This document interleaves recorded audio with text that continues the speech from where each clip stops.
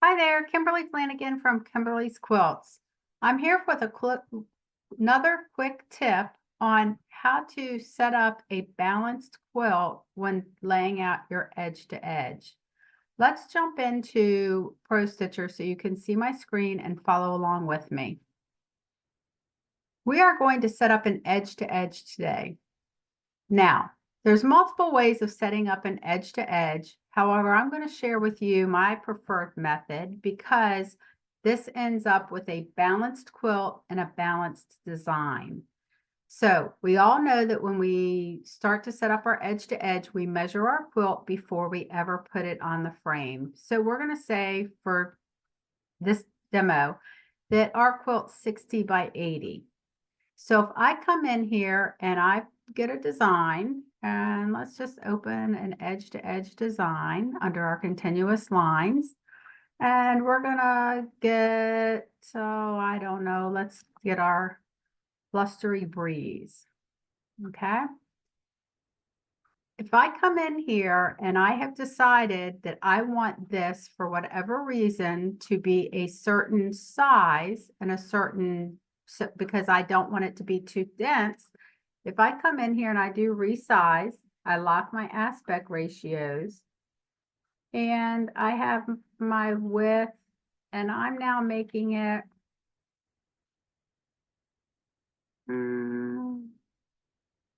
I now want it to be 40 inches. So I can come in here and hit 40. And this is the size that I have decided that I intentionally want this to be. I want it to line up in a certain number of rows, or I don't want it to be too small and too dense and my quilt become too stiff. For whatever reason, this is the size I've decided I want.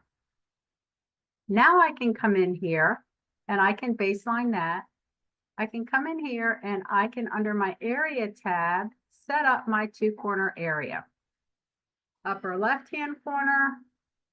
And if those of you that have taken my classes know that I can be sometimes cut corners. So I'm going to do another 2-corner because I can come over here and set my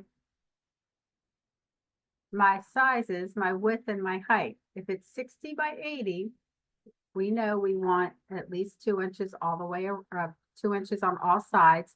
So I'll set it up 64. That did not take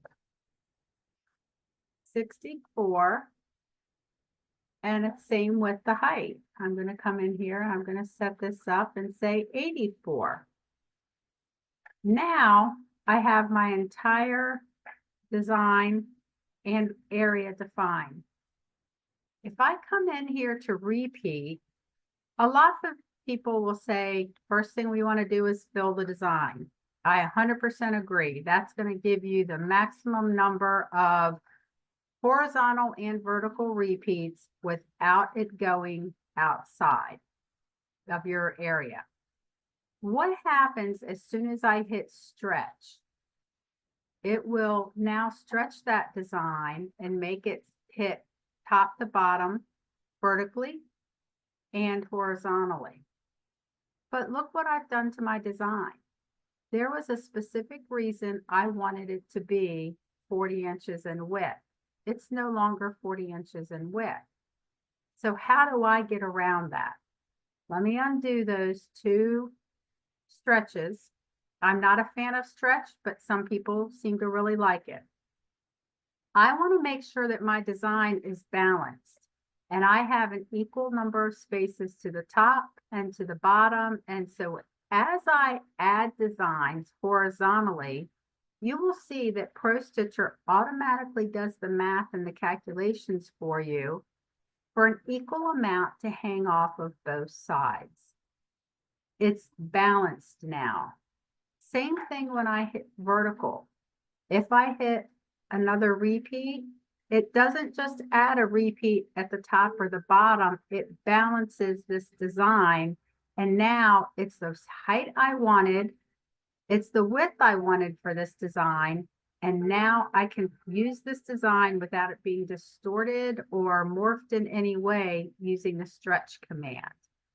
I can simply go in here and say crop outside my area, close my edges, and now I have my 64 by 84 balanced design with equal design overhang on both top, bottom, left, and right. I hope that helped.